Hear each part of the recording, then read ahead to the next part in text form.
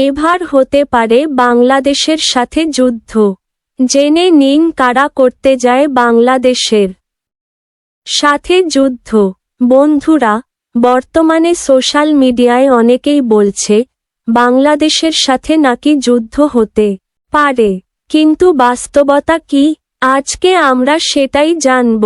প্রথমেই বলে রাখা ভালো, এখন পর্যন্ত কোনো দেশ আনুষ্ঠানিকভাবে বাংলাদেশের বিরুদ্ধে যুদ্ধ ঘোষণা করেনি। তবে সীমান্ত উত্তেজনা ও রাজনৈতিক টানাপোড়েনের কারণে কয়েকটি দেশের সঙ্গে সম্পর্ক নিয়ে আলোচনা হচ্ছে।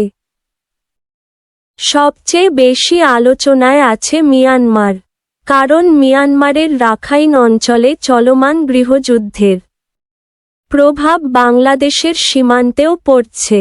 কয়েকবার গোলাগুলি ও মর্টারের শব্দ বাংলাদেশের সীমান্ত এলাকায় এসে পড়েছে, এমনকি কিছু মানুষ আহত হওয়ার ঘটনাও ঘটেছে।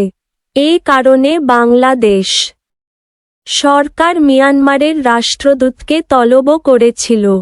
তবে বিশেষজ্ঞরা বলছেন মিয়ানমার এখন নিজেদের গৃহযুদ্ধ নিয়েই ব্যস্ত। তারা সরাসরি বাংলাদেশের সঙ্গে বড় যুদ্ধ চায় এমন প্রমাণ নেই, বরং সীমান্ত পরিস্থিতি নিয়ন্ত্রণ করাই এখন তাদের প্রধান লক্ষ্য। অন্যদিকে ভারত ও চীনকে নিয়েও আলোচনা হচ্ছে, কারণ দক্ষিণ এশিয়ায় এখন ভূরাজনৈতিক প্রতিযোগিতা বাড়ছে। বাংলাদেশকে নিয়ে ভারত, চীন ও যুক্তরাষ্ট্র সবাই কৌশলগতভাবে আগ্রহ দেখাচ্ছে, কিন্তু বাংলাদেশ সরকার বারবার বলছে তারা কোনো পক্ষের হয়ে যুদ্ধ বা সামরিক জোটে যেতে চায় না। বিশ্লেষকদের মতে বাংলাদেশের ভৌগোলিক অবস্থান খুব গুরুত্বপূর্ণ। বঙ্গোপসাগর, বন্দর ও দক্ষিণ এশিয়ার সংযোগ থাকার কারণে বড় শক্তিগুলো বাংলাদেশকে কৌশলগতভাবে গুরুত্বপূর্ণ মনে করে। কিন্তু সেটার মানে এই না যে কেউ সরাসরি যুদ্ধ করতে চায়।